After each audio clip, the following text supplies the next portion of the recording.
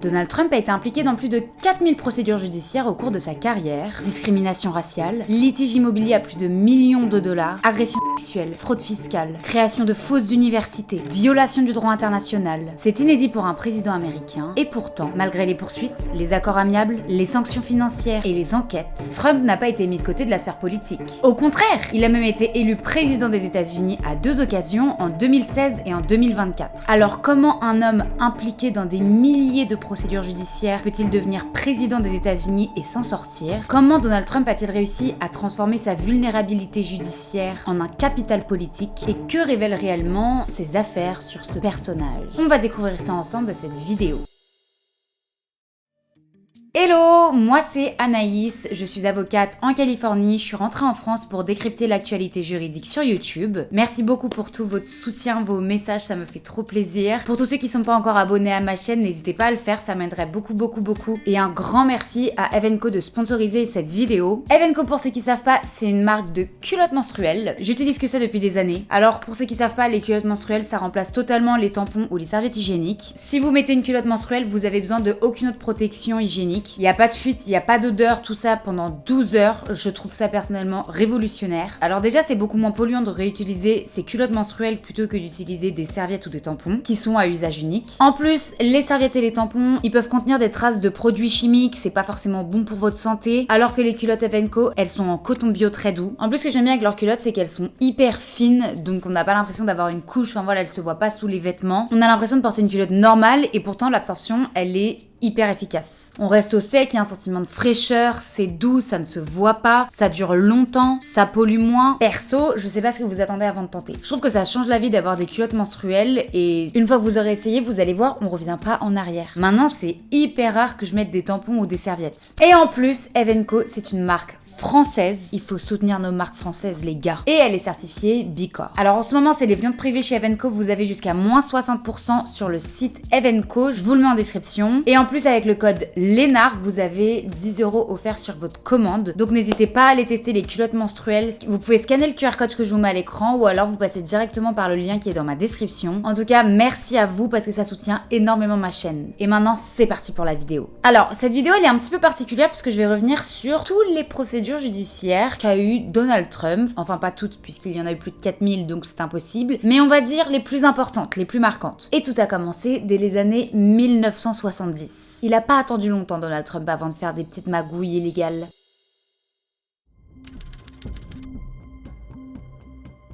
Donald Trump ainsi que son père avaient une entreprise dans l'immobilier, Trump Management. Et cette entreprise, elle avait plus de 14 000 appartements, 39 immeubles et elle mettait les appartements en location. Et il y avait quelque chose de commun à ces milliers et milliers de locataires, c'est qu'ils étaient presque tous blancs. Et en 1973, alors que Donald Trump n'avait que 27 ans et était le président de Trump Management, le procureur de la justice a poursuivi Trump, son père et Trump Management pour discrimination raciale contre les Afro-Américains. Je vous explique. Petit rappel, le procureur, c'est celui qui est à la tête des enquêtes de la police, etc.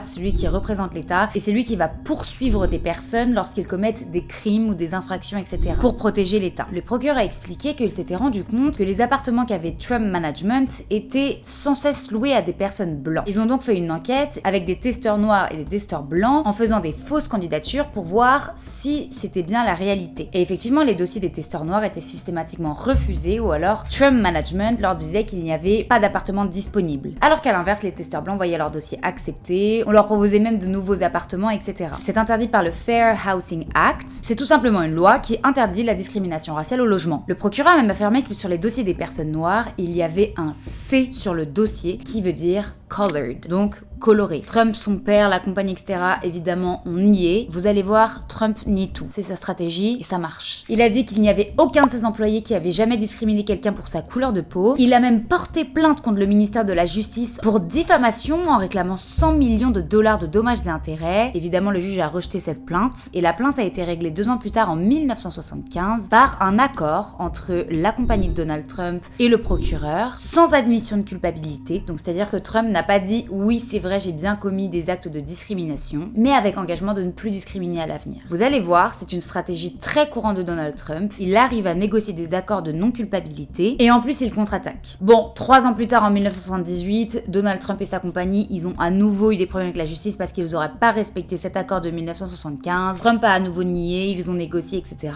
Mais voilà, la première procédure judiciaire contre Donald Trump.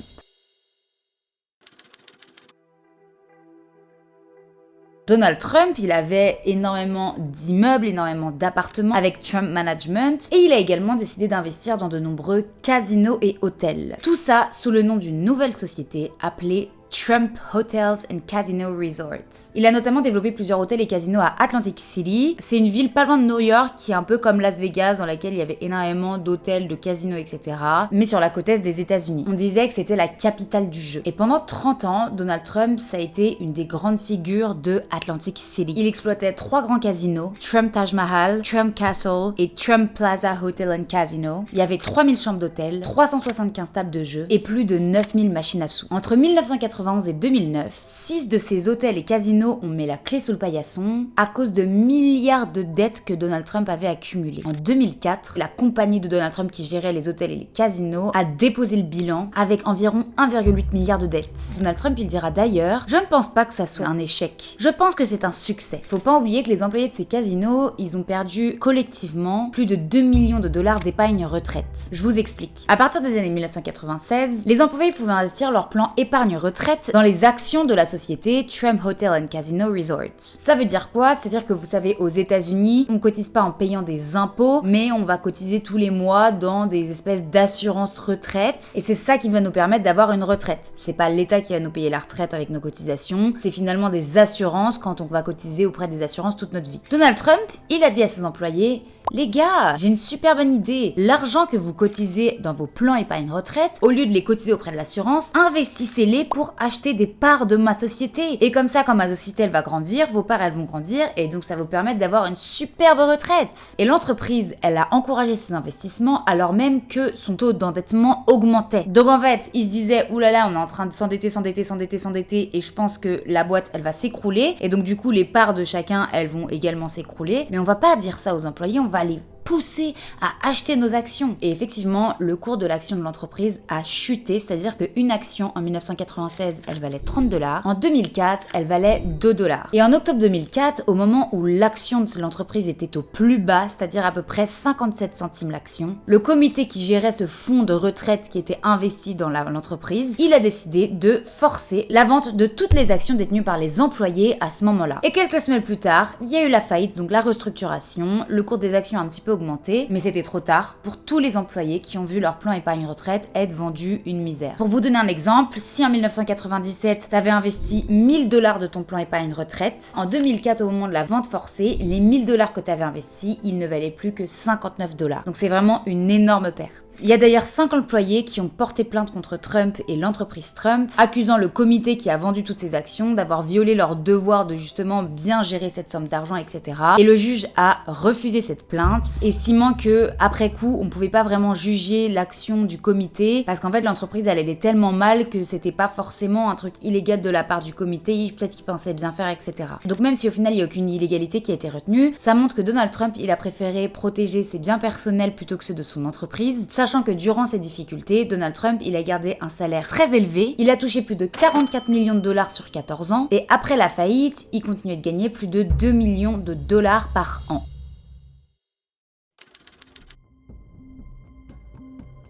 Mais Donald Trump ne s'est pas arrêté là, il a voulu créer son université. Son université pour apprendre le business, l'immobilier, savoir bien investir, etc. Puisque à ce moment-là, Donald Trump, il avait notamment son émission de télé-réalité concernant l'investissement immobilier. C'était une star, voilà, il avait une image de mec entrepreneur, self-made man, qui s'est fait tout seul, qui a réussi, etc. Alors que bon, il a hérité d'un père multimillionnaire qui avait une entreprise hyper développée dans l'immobilier et Donald Trump, il a fait faillite sur faillite. Donc bon, enfin bref, en 2006, 2005, Donald Trump lance son université et il explique voilà que c'est par pur altruisme qu'il veut vraiment apprendre à former des gens dans l'immobilier pour qu'ils réussissent comme lui et que c'est vraiment quelque chose de très généreux de sa part. Donc voilà, l'université proposait des cours sur la gestion immobilière, l'investissement, la gestion des actifs, l'entrepreneuriat, la création de richesses, etc. Et ils ont donné des cours entre à peu près 2005 et 2010. Mais il y avait plusieurs petits problèmes dans cette université. Déjà, après avoir attiré des candidats dans un premier cours gratuit, les frais de scolarité devenaient complètement démesurés. Ensuite, et je pense que c'est le problème majeur, malgré son nom Trump University, l'établissement n'était pas une université en tant que telle. Pour être une université, il faut être agréé par l'État. Il faut que l'État reconnaisse officiellement que voilà, l'établissement est une université, qu'il donne des crédits, des vraies formations qui sont reconnues, etc. Là, ce n'était pas du tout le cas. L'université, elle donnait pas de crédit, donnait pas de diplôme, pas de notes. Et en fait, petit à petit, les étudiants se rendaient compte que ce n'était pas tant des cours, mais des séminaires de 3 à 5 jours, durant lesquels les formateurs cherchaient à vendre leur programme, à soutirer de l'argent aux élèves, etc. Et ces élèves qui rêvaient d'une réussite de carrière dans l'immobilier, finalement, ils se sont retrouvés dans une escroquerie monumentale. En 2011, le procureur général de New York, il commence une enquête par rapport à cette université. Et en 2013, il y a 3 actions civiles contre Donald Trump. Il y a 2 class actions, donc c'est-à-dire c'est les victimes directement qui ont intenté une action, et il y a également une action de la part du procureur de New York, et ces actions, elles accusent Donald Trump d'avoir escroqué plus de 5000 étudiants dans leur programme, qui aurait rapporté environ 40 millions de dollars à Donald Trump, et des programmes bien sûr frauduleux, ce qui correspond à de la tromperie, voilà, c'est complètement illégal. Les actions civiles continuent, mais ça traîne un petit peu, et arrive 2015-2016, au moment des élections présidentielles, où Trump est candidat à la présidentielle. Donald Trump déclarera qu'il n'a jamais réglé de procès à l'amiable de sa vie et qu'il ne ferait pas non plus dans le cadre de l'université Trump. Alors on va se rappeler des différents procès à l'amiable qu'il a déjà réglés auparavant. Et il explique que dans le cas de l'université Trump, il ne réglera pas cette affaire à l'amiable parce que c'est une affaire facile à gagner devant des tribunaux. Comment régler à l'amiable une affaire comme celle-là ? 2016, Donald Trump est élu. Quelques jours après les élections, Donald Trump commence à discuter avec les procs et ceux qui ont porté plainte et va conclure un accord à l'amiable dans lequel il va payer 25 millions de dollars aux victimes de son escroquerie. Pour quelqu'un qui a annoncé qu'il ne réglera jamais ça à l'amiable, finalement il est revenu sur ses paroles. Parce qu'en fait aux États-Unis, quand on porte plainte au civil, c'est pour récupérer de l'argent. Et donc pour éviter que ça aille jusqu'au procès, ça prend énormément de temps, d'argent, c'est compliqué, c'est public, etc. En général, la personne qui sait qu'elle a tort, elle dit bon voilà, on s'arrête là, je te donne un billet avant que ce soit le juge qui me dise de te donner un billet, et comme ça on se met d'accord et ça arrange tout le monde. Donc en général, quand tu donnes un billet, c'est que tu sais que t'as tort. C'est pour ça que Donald Trump avait dit non mais jamais je réglerai ça à l'amiable, j'irai jusqu'au procès puisque de toute façon je vais le gagner. Et il finit par donner 25 millions de dollars à ses étudiants qu'il a escroqués.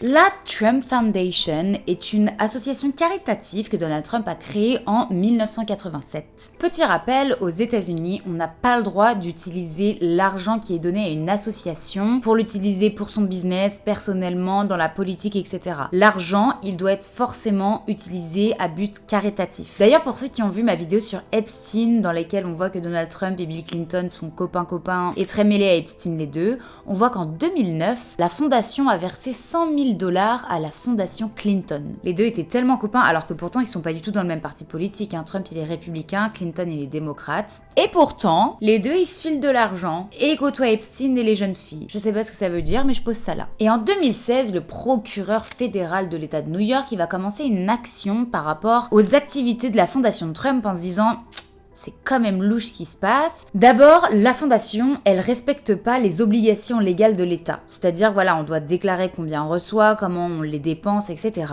La fondation, elle était pas correctement enregistrée et pourtant, elle continuait de recevoir des dons. Donc déjà, le procureur, ils lui ont ordonné d'arrêter. Et ensuite, la fondation, elle utilisait son argent de manière assez libre, on va dire. Alors déjà, il y a eu l'utilisation des fonds pour des achats personnels. La fondation va acheter un très grand tableau représentant Donald Trump pour la modique somme de 10 000 dollars. Ensuite, la fondation va également acheter un casque de football américain signé par le quarterback de la NFL, Tim Tebow, en 2012. Et ce casque sera acheté pour une valeur de 12 000 dollars. Rien que ça. C'est très caritatif. Mais surtout, il y a pas mal d'argent de la fondation Trump qui a été utilisé pour payer des dettes ou des amendes de Donald Trump. Par exemple, en 2007, un club de golf de Donald Trump devait payer 120 000 $ d'amende impayée à la ville de Palm Beach en Floride. Mais Donald Trump, il y allait marchander avec la ville de Palm Beach en disant « Bon, s'il vous plaît, vous pouvez annuler mon amende de 120 000 $ et en échange, mon association Trump, elle vous fait un don caritatif de 100 000 $ à une association de vétérans, etc. » Bref, ils se sont mis d'accord, l'amende a sauté et il a utilisé l'argent pour faire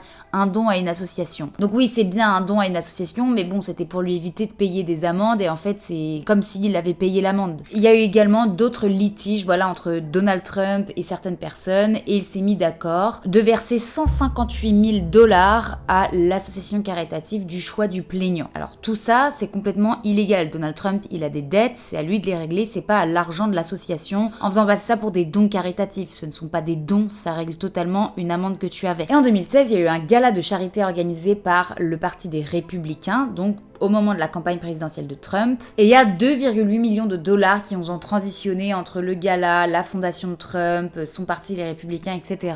C'est un peu flou, mais en gros, tout ça, c'est quand même louche de mêler une association caritative pour justement essayer de pousser Trump dans sa campagne présidentielle. Le procureur de l'État de New York, il a donc porté plainte contre Donald Trump et sa fondation en juin 2016, affirmant que Donald Trump avait utilisé cette organisation à des fins personnelles et non pour faire des œuvres de charité. Alors Trump, il a tenté, comme à chaque procédure, d'arrêter à plusieurs reprises la procédure, de mettre des bâtons dans les roues, etc. Ça n'a pas abouti. Et Donald Trump a passé un accord avec le juge dans lequel il s'engage à fermer la fondation Trump. Donald Trump reconnaît officiellement avoir détourné des fonds de son association. Il y a également eu des restrictions envers Donald Trump, sa femme, ses enfants, etc. justement pour ne pas ouvrir de nouvelles associations caritatives. Ils ont également eu des obligations de formation concernant ce sujet-là. Et Donald Trump a dû verser 2 millions de $ de dommages et intérêts pour avoir détourné des fonds de son association caritative. Alors bien sûr, Donald Trump, il a critiqué ça sur ses réseaux sociaux en disant qu'il avait reversé chaque centime à des œuvres caritatives et que c'est la seule personne de l'histoire qui a donné énormément d'argent à des œuvres caritatives et qu'il a pourtant été poursuivi pour ça. Voilà, il nie comme d'habitude. Et à ce même moment-là, il y a eu les premières accusations d'agression sexuelle.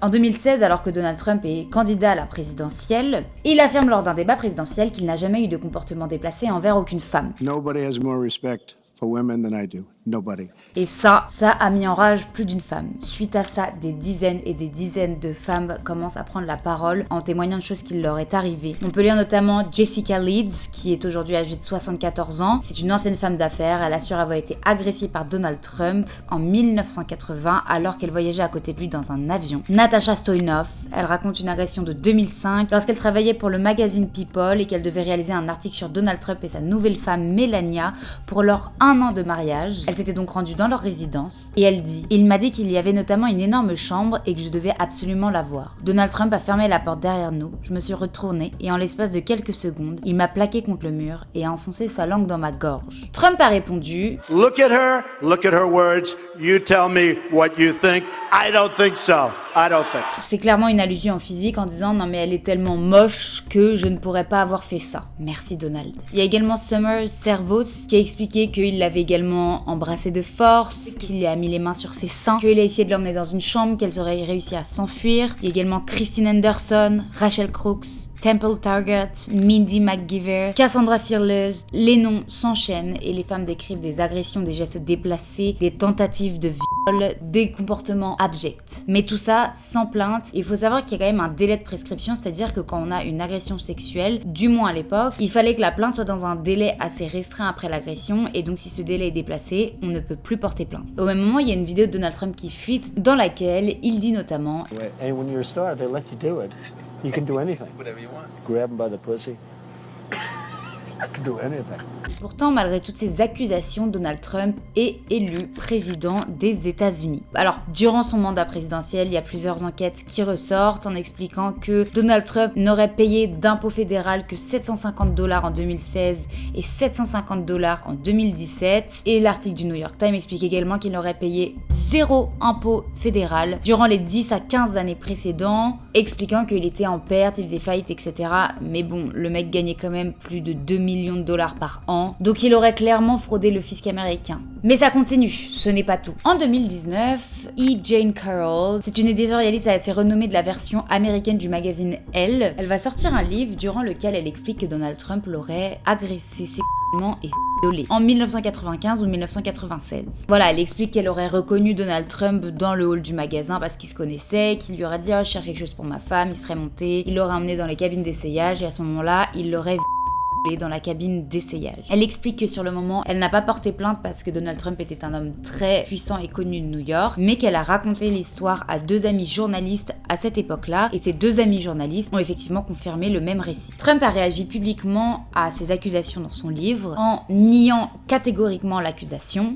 She's not my type. I made that statement and I said, well, it's politically incorrect. She's not my type. And that's 100% true. She's not my type. Et en disant voilà des choses assez dures à son égard. Il dit qu'elle devrait avoir honte, qu'il n'a jamais rencontré cette femme, qu'il ne sait même pas qui elle est. Ça juste pour vendre son livre, que de toute façon, c'est parce que le magazine il marche plus, que sa carrière elle est nulle et que du coup elle a besoin de la relancer. Et il dira d'ailleurs que les gens doivent faire attention à jouer sur des territoires très dangereux. Voilà. Et donc suite à ces affirmations de Donald Trump, Carroll a attaqué Donald Trump en diffamation parce qu'il a qualifié ses allégations et son récit de mensonges. Et donc ça aurait porté atteinte à la réputation de Carroll. À ce moment-là, en 2019, elle ne peut pas porter plainte pour puisque c'est prescrit par la loi, et donc elle peut seulement porter plainte pour diffamation. Le problème, c'est qu'à ce moment-là, Donald Trump, il est président des États-Unis, et donc il a une certaine immunité présidentielle, donc la plainte, elle va un peu stagner. Sauf que quelques années plus tard, en 2022, alors que Donald Trump n'est plus président des États-Unis, il va dire sur son réseau social Truth Social, « This woman is not my type ».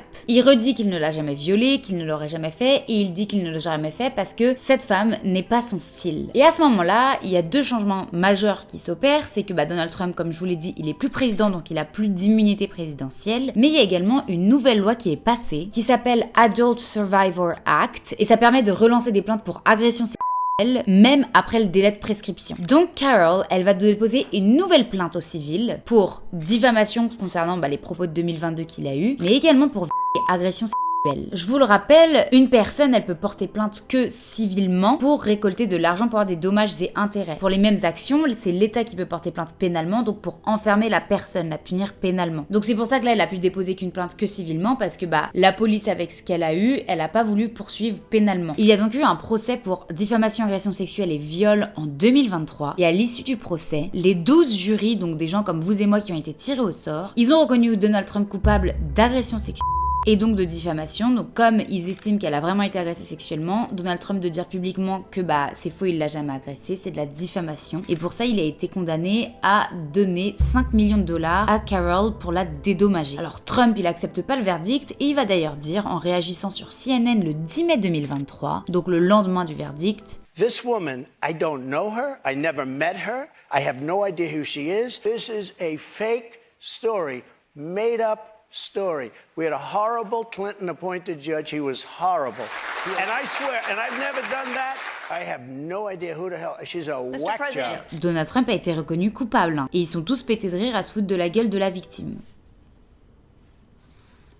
Passons. Et donc qu'est-ce qu'elle fait, Carroll? En voyant ça, elle va se dire tiens, il s'arrête pas? Eh ben écoute, je vais reporter plainte pour diffamation pour les propos qu'il vient d'avoir. Et en fait, elle a repris, vous savez, la plainte qu'elle avait déposée en 2019 qui stagnait à cause de l'immunité présidentielle, etc. Elle a modifié la plainte, elle a ajouté les propos qu'il avait eus après sa condamnation. Et suite à ça, en janvier 2024, il a été condamné par un jury à payer 83,3 millions de dollars de dommages et intérêts à Carroll. Alors Trump a fait appel, etc. Et en septembre 2025, c'est c'est officiel, la Cour d'appel fédérale a confirmé le verdict, disant que Donald Trump faisait bien de la diffamation en disant qu'elle était folle et qu'il ne l'avait jamais agressée. Il reconnaissait donc qu'il l'avait bien agressée. Alors Donald Trump, il vient d'annoncer qu'il allait faire appel pour la condamnation des 5 millions de dollars. Donc vous savez, pour la première condamnation qu'il avait eue. Peut-être qu'il va essayer d'emmener devant la Cour suprême la condamnation des 83 millions de dollars. Mais en tout cas, en tout, il aurait été condamné à payer presque 90 millions de dollars pour agression sexuelle et diffamation.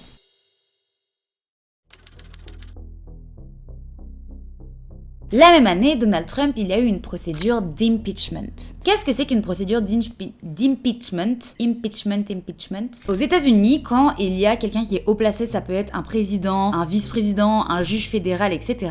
S'il commet une action grave, il y a le pouvoir législatif, donc c'est-à-dire le Congrès, qui peut arriver en disant « Là, t'as fait une action grave dans le cadre de tes fonctions, on aimerait bien t'écarter de ta position. » Et cette procédure, elle est en 2 étapes. Il faut d'abord que la Chambre des représentants, donc c'est un peu comme l'Assemblée nationale grosso modo, elle vote pour une procédure d'impeachment. En fait, c'est une mise en accusation d'avoir commis un truc grave qui fait que la personne, elle doit partir de ses fonctions. Et la deuxième étape, c'est le Sénat cette fois-ci, donc la deuxième chambre du Congrès, qui doit confirmer cette mise en accusation en votant aux 2/3 pour aboutir à la procédure d'impeachment. Je vais y arriver. C'est quelque chose de très rare, puisque c'est quelque chose de assez grave. Dans l'histoire, c'est arrivé très peu de fois. C'est arrivé notamment avec Nixon en 1974, mais il a démissionné avant que le Sénat ait voté, donc il n'a jamais été destitué de ses fonctions théoriquement. Et ensuite, il y a également eu Bill Clinton qui a eu une procédure d'impeachment. Ce n'était pas allé jusqu'au bout non plus. Et Donald Trump a également eu des procédures d'impeachment, mais lui, il en a eu 2. C'est quand même un record. Cet homme bat beaucoup de records. La première, c'est en 2019. La Chambre des représentants, ils accusent Donald Trump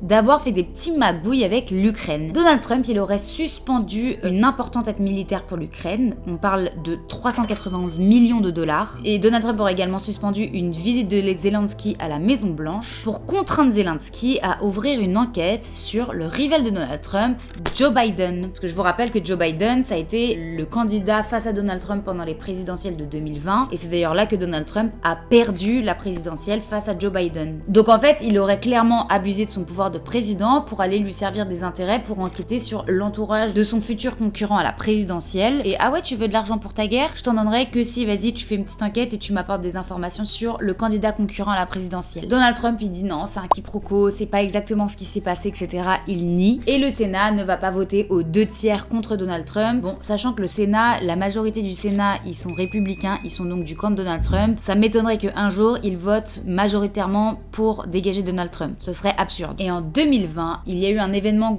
dont vous avez sûrement tous entendu parler, la prise du Capitole. Donc Donald Trump, après son premier mandat qui a quand même été assez controversé, entre ses agressions, ses accusations, le mur entre le Mexique, enfin bref, tout ça fait qu'il était pas très aimé. Et pendant le Covid, il y a eu un candidat face à lui, Joe Biden, assez mou, pas très aimé, un peu vieux, voilà. Mais on dit que les gens ont surtout voté pour lui pour contrer Donald Trump. Et en plein au milieu du Covid, Joe Biden est donc élu président des États-Unis. Et Donald Trump, il va s'insurger sur Twitter. Il va dire que les votes ont été falsifiés. Comme c'était à l'époque du Covid, les votes ont été faits par correspondance, donc il y a eu plein de magouilles, etc. Et il donne rendez-vous devant le Capitole pendant que le Capitole est en train de recompter les votes. Le Capitole, qu'est-ce que c'est? C'est le bâtiment dans lequel il y a le Congrès américain, donc vous savez, la Chambre des représentants, et le Sénat, c'est ceux qui font les lois, etc. C'est comme le Parlement français, grosso modo. Et c'est au Congrès de recompter toutes les votes qu'il y a eu, etc. au moment des présidentielles. Et donc Donald Trump, il a eu la bonne idée de dire à tout le monde, venez, on va se retrouver devant le Capitole pendant qu'il recompte les votes. Tout ça c'est faux, ça a été trafiqué, etc. À 14h, des centaines de personnes arrivent à s'infiltrer dans le Capitole. C'est assez impressionnant, hein. Les hommes, ils sont torse nu, ils ont des cornes, ils ont de la peinture sur le visage, ils sont dans des états pas possibles. Il y a certaines personnes qui disent que c'est un coup d'état. Vouloir reprendre le Capitole, c'est donc vouloir reprendre le pouvoir législatif pour ensuite s'imposer en tant que président. Donc suite à ça, Donald Trump, il a été banni de Twitter d'ailleurs, parce qu'on disait que ça a été une incitation à la haine, à la révolte, etc. et que c'était un danger pour la démocratie. Mais il y a surtout eu plein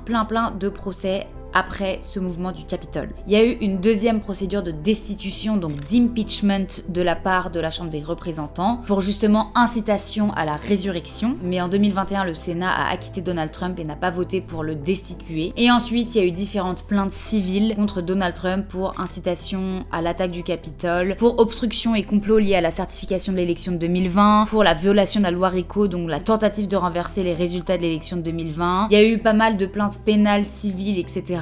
Mais toutes ces actions, elles n'ont pas abouti pour des questions d'immunité présidentielle, de procédure, etc.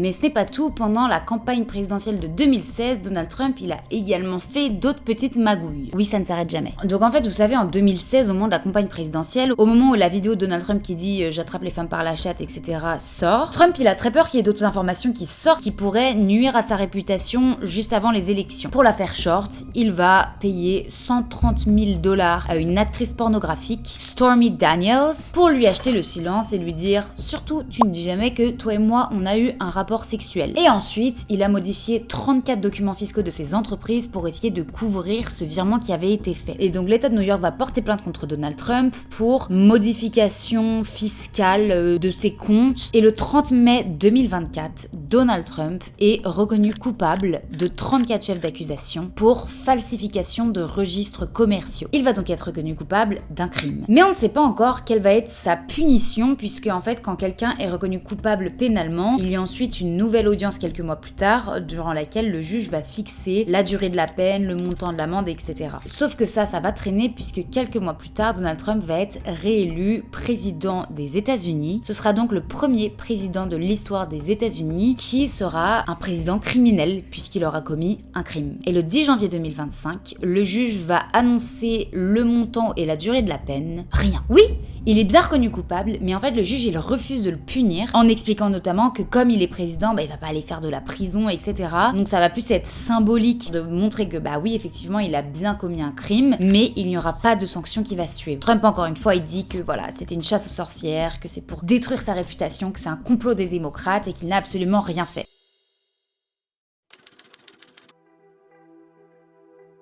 À la fin d'un mandat présidentiel, le président sortant est censé remettre aux archives nationales tous les documents gouvernementaux qu'il a, et encore plus les documents gouvernementaux classés. Mais Donald Trump en 2020, lorsqu'il perd face à Joe Biden, il ne va pas rendre les archives comme on est censé le faire. Enfin pas on, comme un président est censé le faire. Alors déjà, il y a eu l'assaut du 6 janvier 2021 au Capitole qui a perturbé le transfert des archives présidentielles aux archives nationales. Donc au lieu de donner ces archives directement aux archives nationales, Donald Trump va les transférer chez lui dans une résidence à Mar-a-Lago. Et il ne va pas du tout remettre tous les documents comme il devait le faire. 2 ans plus tard, en 2022, après des mois et des mois de négociations avec les archives nationales, la NARA obtient le transfert de 15 cartons dans lesquels elle découvre des documents classés. Elle saisit donc le département de la justice qui ouvre une enquête et il y a le FBI qui s'en charge. Il y a plusieurs centaines de documents classifiés qui sont retrouvés chez Donald Trump, etc. Il y a eu différentes perquisitions chez lui qui ont eu lieu. Donald Trump, il a tout fait pour freiner justement ce transfert de documents classifiés. Et suite à ça, le 8 juin 2023, il y a une poursuite contre Donald Trump pour rétention de documents classifiés et obstruction. Mais l'affaire, elle est dismissed, ça veut dire qu'elle est classée sans suite à cause d'un vice de procédure de la part du procureur et donc cette plainte n'aboutira pas. Ce mec arrive quand même tout le temps à s'en sortir, c'est hallucinant. Et voilà, depuis qu'il est à nouveau président, Donald Trump, il continue les actes illégaux. J'avais fait une vidéo sur lui il y a un petit peu plus d'1 an où j'expliquais tout ce qui se faisait et pourquoi c'était illégal sur la sphère internationale, comme par exemple vouloir annexer le Groenland, annexer le Panama, etc. Maintenant, il dit qu'il veut également annexer Gaza. C'est totalement interdit d'un point de vue international de prendre un territoire qui n'est pas à soi. Mais le problème, et c'est ce que j'ai expliqué dans ma vidéo, c'est que d'un point de vue international, il y a certes une cour pénale internationale, mais même si quelqu'un est reconnu coupable d'un crime international, il n'y a pas d'instance au-dessus des pays qui peut décider de mettre ça en œuvre. Et donc en fait, c'est les différents pays entre eux qui se disent vas-y, venez, on va punir tel pays. En fait, il y a personne qui est au-dessus au-dessus des pays. Le problème, c'est que on punit un État comment? Commercialement parlant, en termes d'accords. Personne n'a envie de punir les États-Unis parce que tout le monde est un petit peu dépendant des États-Unis. Donc finalement, Donald Trump, même si il commet des crimes et il fait des choses qu'il n'a absolument pas le droit de faire, et ben il y a personne qui l'arrête. D'ailleurs, récemment, Donald Trump, il a kidnappé le président Nicolás Maduro, le président du Venezuela. Il a envoyé son armée le 3 janvier 2026 pour kidnapper le chef d'État vénézuélien et sa femme et les ramener aux États-Unis pour les juger. Tout ça, c'est par rapport au trafic de drogue, etc. Le problème, c'est que ça, c'est encore une fois complètement illégal. Donc par exemple, même si la Cour pénale internationale ou la Cour de l'ONU, ils expliquent que ce que fait Donald Trump est totalement illégal, ça ne va pas plus loin. Et encore plus récemment, dans le dossier Epstein, le nom de Donald Trump est apparu des milliers de fois et il y a notamment énormément de plaintes et d'allégations de viol, d'agressions etc. qui ont été publiés. C'est extrêmement choquant. Pour l'instant, il n'y a pas de poursuite en cours contre Donald Trump à ce niveau-là, mais si vous voulez en savoir un petit peu plus concernant les allégations contre Donald Trump dans le dossier Epstein, je vous laisse aller voir ma vidéo qui est sortie en février à ce sujet-là. Et voilà, c'est assez fou de savoir que depuis le début de sa carrière, Donald Trump, il commet des choses illégales, tant civiles que pénales que internationales, et pourtant, il s'en sort toujours, il ne reconnaît jamais les faits, il finit très souvent par signer des accords avec les procureurs pour justement que ça n'aille pas au tribunal et donc pour qu'il ne soit pas condamné. Après, je pense que avec l'affaire Epstein, il a quand même perdu énormément de personnes contre lui, avec également tout ce qui se passe avec ICE, l'immigration américaine, l'économie américaine qui va également pas très bien. Je pense que Donald Trump, il est en train de perdre de sa crédibilité et de son audience. On verra bien au midterm ce qui se passe, mais en tout cas, j'espère que cette vidéo vous aura plu, que vous en aurez un petit peu plus appris sur la vie judiciaire de Donald Trump. Et merci énormément à Evenko de sponsoriser ma vidéo. Je vous rappelle qu'il y a le lien en description si vous voulez avoir 10 € offerts sur votre commande. Donc voilà, gros bisous!